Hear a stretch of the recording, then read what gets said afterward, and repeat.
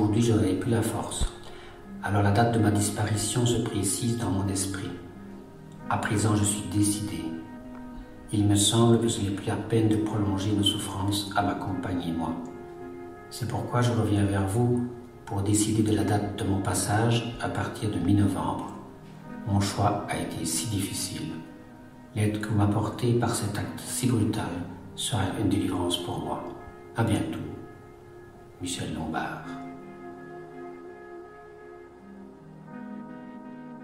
Agnès Lejeune, bonjour. Vous avez réalisé avec Gaël Hardy le documentaire Les mots de la fin. Vous avez suivi le docteur Damas et ses patients en demande d'euthanasie. Alors première question, pourquoi avoir choisi ce thème, l'euthanasie ? Parce qu'en Belgique, il y a une loi qui est votée depuis une vingtaine d'années. Et c'est une loi importante qui à l'époque où la loi a été votée, il y a eu des débats qui ont été filmés par la télévision. Toute la population a suivi ces débats. Mais c'est une loi qui ne suffit pas de l'avoir votée. Après, il faut qu'elle soit mise en place. Il y a des dispositifs qui ont dû être imaginés par les soignants. Et puis, les patients aussi ont dû s'approprier cette loi.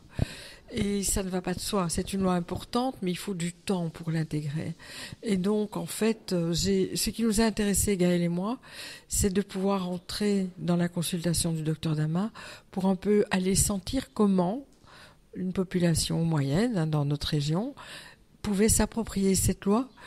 Pas seulement pour dire je veux une euthanasie, mais simplement pour réfléchir à des scénarios de fin de vie qu'on peut, lorsque la maladie ne l'emporte pas sur le patient, on peut réfléchir à sa fin de vie, imaginer des scénarios que ce soit l'euthanasie bien sûr en Belgique puisqu'on a cette possibilité, mais aussi les soins palliatifs, mourir chez soi. C'est anticiper sa fin de vie. Et c'était un peu ça qu'on cherchait, c'est aller prendre le pouls de cette consultation pour voir comment 20 ans après cette loi, on pouvait se l'approprier. Et pour vous, docteur Damas, comment ça a changé dans les hôpitaux ? Comment on a été mis en place des procédures médicales pour pouvoir faire justement l'euthanasie légalement ? Il y a une petite révolution qui s'est passée en 2002. Petite révolution qui était annoncée déjà depuis quelques décennies, mais qui est arrivée à un terme juridique en tout cas, une étape juridique fondamentale en 2002 par l'édiction des 3 lois que sont la loi sur le droit du patient, c'est la principale, la plus importante, et qui englobe les 2 suivantes qui sont la loi sur les soins palliatifs d'une part et la loi sur l'euthanasie d'autre part. Et cette petite révolution, c'est quoi ? C'est reconnaître aux malades le droit à l'autodétermination. C'est ça qui est la base commune des 3 lois, c'est reconnaître l'autonomie du malade, l'autonomie du patient. Alors que la tradition médicale et ancestrale veut que le malade soit quelqu'un de fragile, de vulnérable, qu'il faut protéger de lui-même. Il ne faut pas l'informer de ce qui lui arrive. Il ne faut pas lui demander son avis sur les traitements qu'on lui propose parce que ce sont des décisions qui sont trop lourdes à porter pour lui qui est évidemment malade. C'était ça la tradition. Jusque dans les années 50 du siècle passé. Et depuis les années 50 du siècle passé, des mouvements et des éléments médicaux et juridiques ont fait que progressivement, le médecin a dû accepter le fait que le malade donne son avis, exige des consentements éclairés et, pour finir, puisse décider pour lui-même. Et la loi de 2002, les lois de 2002 ont consacré cette évolution majeure de la relation entre un malade et son médecin. Le médecin n'est plus là pour décider à la place du malade. Et le malade peut maintenant, grâce aux 3 lois, affirmer son point de vue vis-à-vis d'un médecin, y compris jusque dans sa fin de vie. Normalement, c'est normal que le patient dispose de lui-même, de son corps, mais apparemment, ce n'était pas encore inscrit dans... Donc c'est ça la révolution qui permet en fait cette euthanasie. Effectivement, c'est la reconnaissance de l'évolution de la société qui fait que maintenant, chaque individu réclame le pouvoir pour lui-même de décider de mener sa vie comme il l'entend.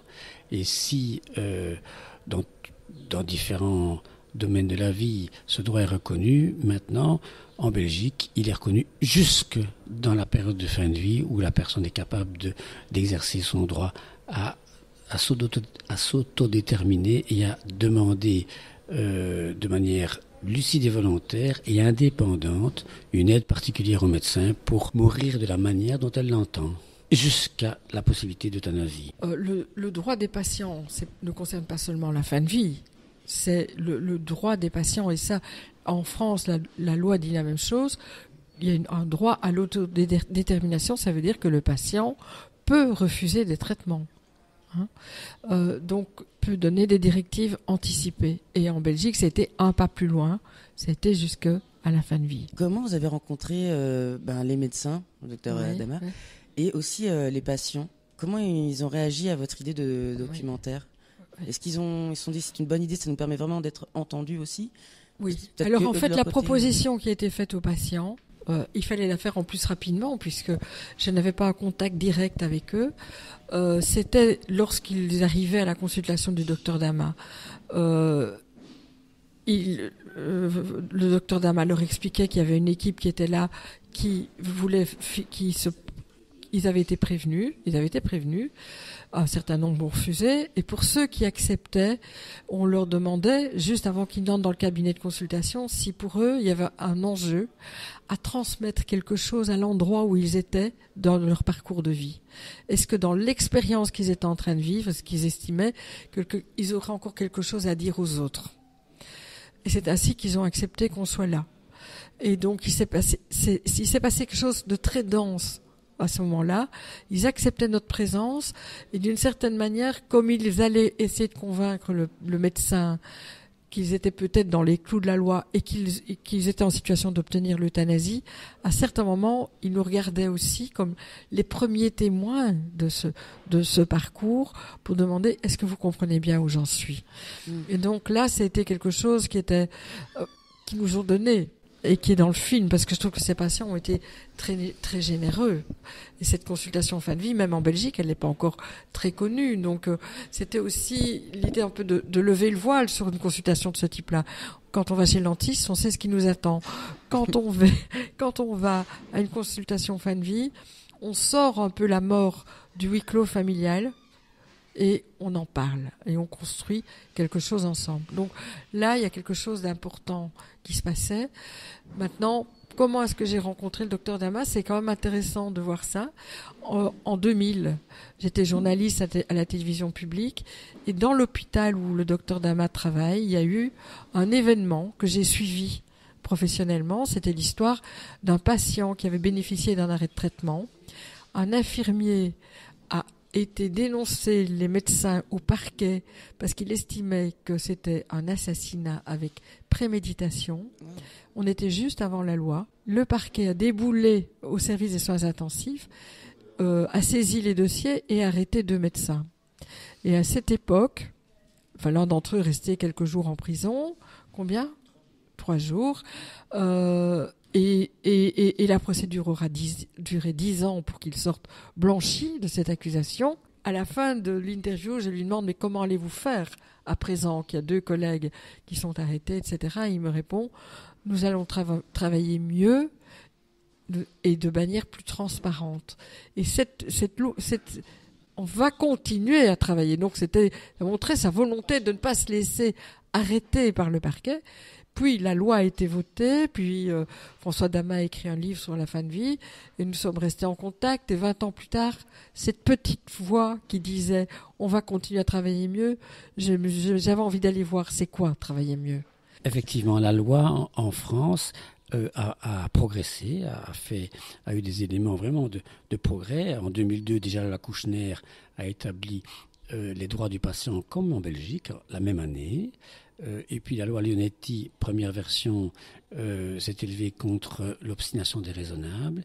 Et puis la loi Leonetti-Claes, donc deuxième version Leonetti, a permis aux médecins, ou a promu la possibilité d'utiliser ce qu'elle a appelé la sédation approfondie conduite jusqu'au décès pour assurer des fins de vie dans des conditions les meilleures pour celles qui étaient effectivement difficile.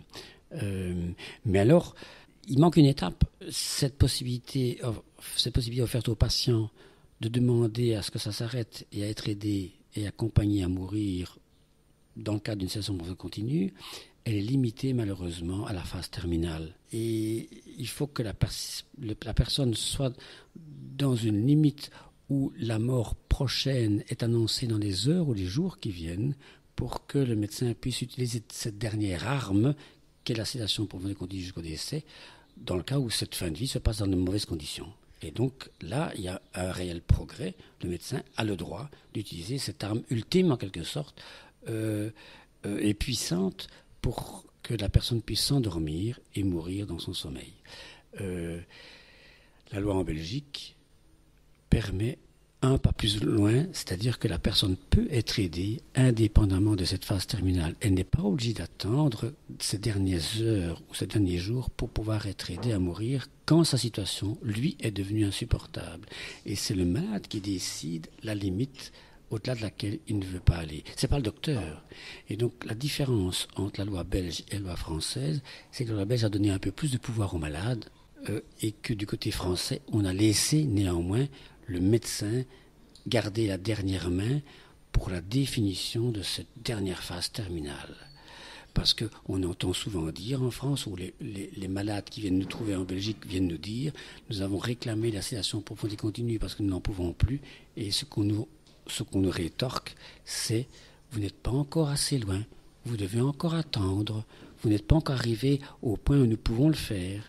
Il faut donc que vous arriviez à cette phase terminale pour que nous puissions réaliser cette sédation profonde et continue. » Et donc les malades viennent en Belgique, traversent la frontière, parce que pour eux, ils sont déjà dans une situation qu'ils ne supportent plus et pour laquelle ils veulent être délivrés, de laquelle ils veulent être délivrés. Est-ce que vous pensez que la France devrait faire un pas en avant aussi et s'aligner sur la loi belge ? Mais bien sûr, évidemment, il faut qu'elle termine son évolution. Elle a bien progressé par rapport aux législations précédentes. Mais il manque une dernière étape. La dernière étape qui laisse une prérogative, qui améliore la prérogative du patient vis-à-vis du médecin. Et c'est ça qu'on a fait en Belgique et je pense que c'est un progrès réel de la Belgique par rapport à la France, comme les Canadiens l'ont fait, et comme l'Espagne l'a fait, comme le Portugal voudrait bien le faire, c'est de permettre donc au malade de pouvoir fixer lui-même la frontière, sa frontière à lui, dès l'instant où il est évidemment dans les critères de la loi d'une souffrance constante, inapaisable et d'une maladie grave et incurable, bien sûr. Il y a des conditions, hein, il faut bien insister sur le fait qu'il y a des conditions. On le voit très bien, où il y a justement une dame qui vient vous voir et vous lui dites non, madame, il y a des conditions. Hein, et donc on peut reparler de ces conditions qui donnent quand même un peu de prérogative aussi au médecin. Le médecin n'est pas instrumentalisé par le patient. C'est une des autres peurs de la part du corps médical français, c'est de devenir en position d'un malade qui exige quelque chose que les médecins ne veulent pas faire et d'être instrumentalisé dans un acte que les médecins jugeraient impossible. En aucun cas le médecin est instrumentalisé en Belgique. La loi prévoit que le médecin confronté à une demande d'euthanasie doit rencontrer le patient à plusieurs reprises, d'abord pour voir si cette demande persiste dans un temps suffisant, que ce n'est pas un désespoir transitoire. Et au cours de ces rencontres, le médecin doit faire un travail de conviction vis-à-vis du patient pour se dire, effectivement, ce malade est bel et bien dans une situation qui est insupportable et sans issue. Il n'y a pas moyen d'améliorer, il n'y a pas moyen de donner d'autres perspectives, il n'y a pas moyen de lui offrir d'autres solutions, de lui montrer qu'il y a d'autres choses à faire, d'autres chemins à prendre, et de convenir avec lui qu'effectivement l'euthanasie est la dernière solution raisonnable et acceptable. Et donc il y a vraiment une confrontation qui peut être parfois importante entre le malade qui réclame quelque chose et un médecin qui a bien sûr sa position de professionnel à respecter, d'où il peut effectivement faire voir au malade des choses qu'il n'avait pas vues ou qu'il ne voyait plus. Et donc, c'est dans cette étape primordiale de la rencontre entre un patient et un professionnel qui fait que la décision commune qui va peut-être aboutir, et qui n'aboutit pas toujours, mais la décision commune qui aboutit à la possibilité de la réalisation de cet acte de fin de vie, elle est construite, elle est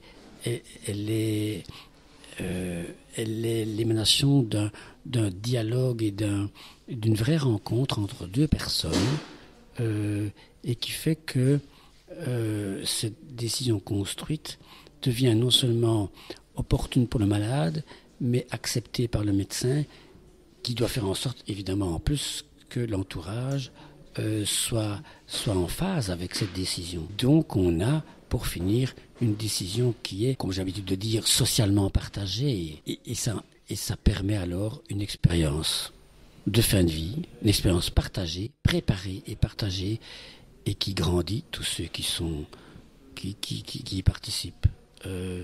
Ça peut être vraiment l'occasion, comme l'accompagnement palliatif réussi, c'est la même chose.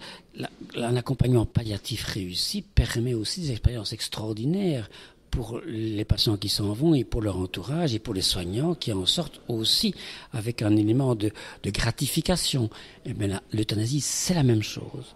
Et donc une euthanasie bien conduite, c'est un soin palliatif réussi pour moi.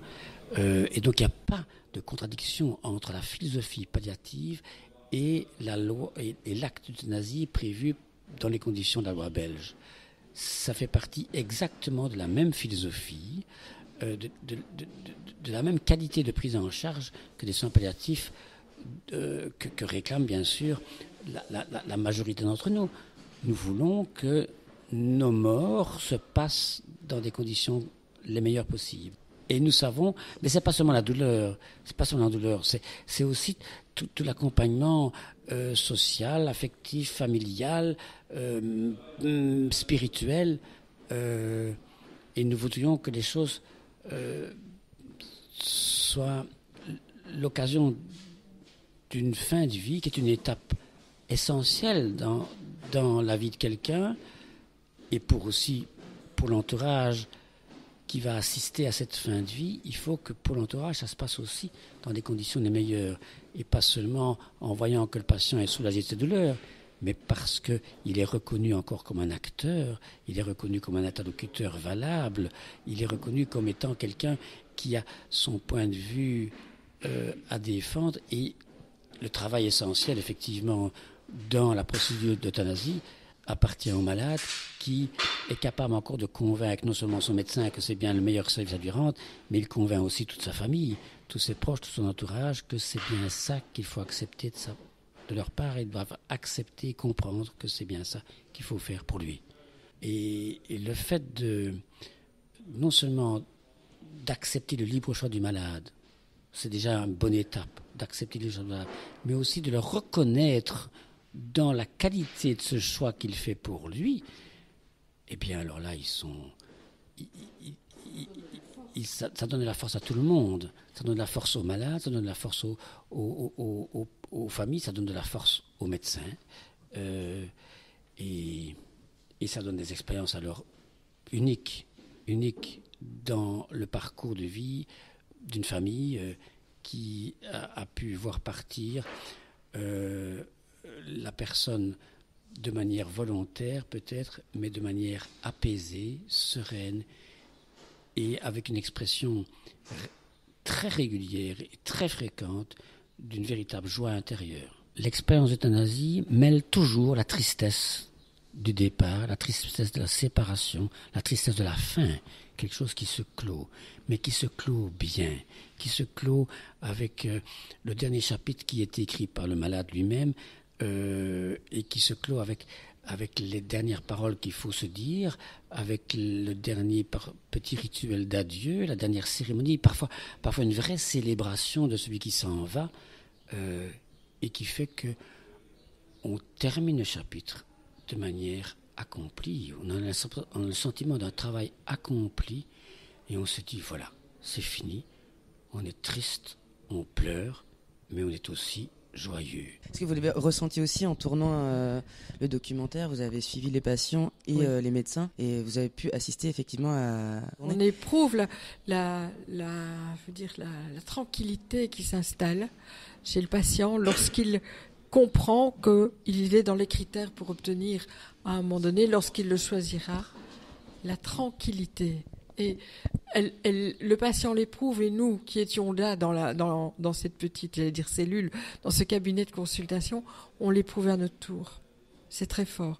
Mais au-delà de ça, je dirais qu'en tant que citoyenne, lorsque je réfléchis un peu à ce que ça a signifié le vote de cette loi dans mon pays, je ressens que pour la population, l'existence même de cette loi, même si elle sera exécutée de manière marginale par les patients, hein, que peu proportionnellement, c'est pas un nombre énorme de patients qui demandent l'euthanasie chaque année. Je crois que ça fait 2500 personnes ou 3000 sur 110 000 décès par an. Oui, c'est pas énorme. Voilà, moins de 3%. Mais c'est important, pas seulement pour les 3%. C'est important pour tout le monde, parce qu'on sait que le jour où nous serions confrontés à des pathologies telles que la fin de vie deviendra inéluctable et trop pénible surtout, on sait que le législateur, c'est-à-dire notre communauté, a choisi que nous pourrions avoir accès à certaines conditions. Et je trouve que ça change le rapport à la mort, à la fin de vie, qu'on y ait accès ou pas. Et ça permet de changer culturellement le rapport à la mort. On sent bien que les familles qui passent par là, il y a quelque chose qui dans la société a percolé dans le corps social depuis que la loi existe. Il y a un vrai changement dans le rapport à la fin de vie. Il y a ça reste très grave, mais le fait de pouvoir exercer son libre arbitre, on reste du côté de la maîtrise. Et c'est le point de rupture d'ailleurs avec ceux qui ne veulent pas passer à la loi sur l'euthanasie. Mais pour qui se prennent-ils ces gens qui veulent maîtriser leur fin de vie? Donc on tombe là dans un débat plus philosophique, plus idéologique. La grosse différence, je trouve, c'est le corps médical. Qui en Belgique joue le jeu autrement, même si au départ ils étaient opposés à la loi. Aujourd'hui, il y a quand même une partie importante de médecins qui acceptent de pratiquer l'euthanasie. Ici, moi, je ne le sens pas. Je dis je ne le sens pas parce que le film circule un peu et que j'entends ce qui se passe du côté du monde médical. Il y a une espèce de posture aujourd'hui qui consiste à dire très bien, ils veulent l'autodétermination, ce sera sans nous. Et donc, à ce moment-là, c'est pour ça qu'on se dirige vers peut-être des propositions de suicide assisté avec ou sans les médecins. Voilà. Oui, parce qu'en fait, je pense qu'il y a la peur aussi comme en Belgique, ça a été vite fait évoqué à un moment donné par une de vos collègues, comme quoi il y avait un médecin qui avait, bien qu'il ait pratiqué tout légalement, oui. a été poursuivi par la famille.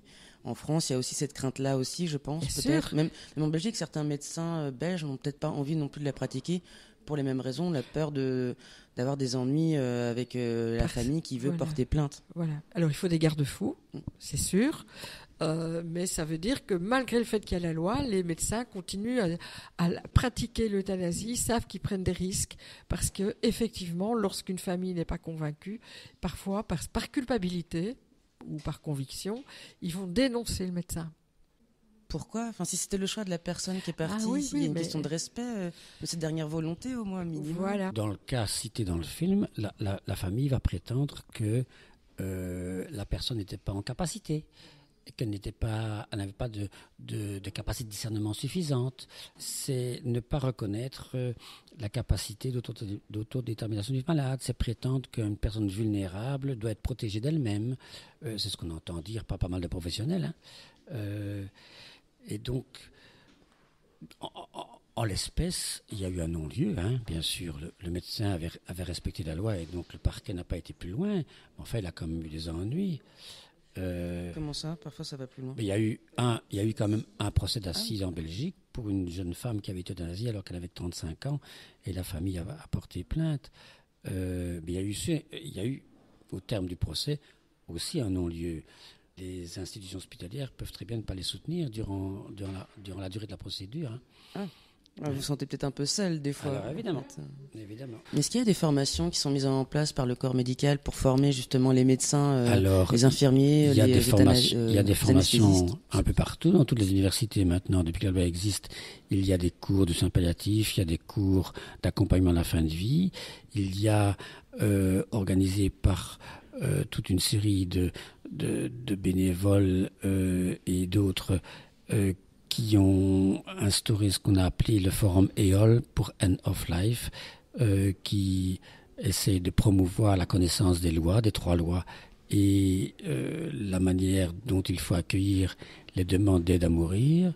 Et puis, il y a la formation permanente ici à gauche et à droite qui fait que n'importe quel médecin qui a fait assez d'études pour pouvoir apprendre à se former soi-même doit être capable de pouvoir aussi continuer à assurer sa formation permanente. C'est le rôle du docteur.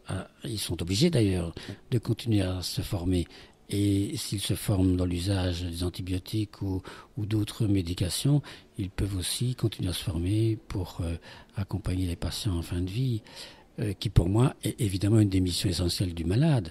Les soins de santé sont bien définis dans la loi belge comme étant des soins apportés aux personnes pour les soigner, les guérir et aussi les accompagner dans leur fin de vie.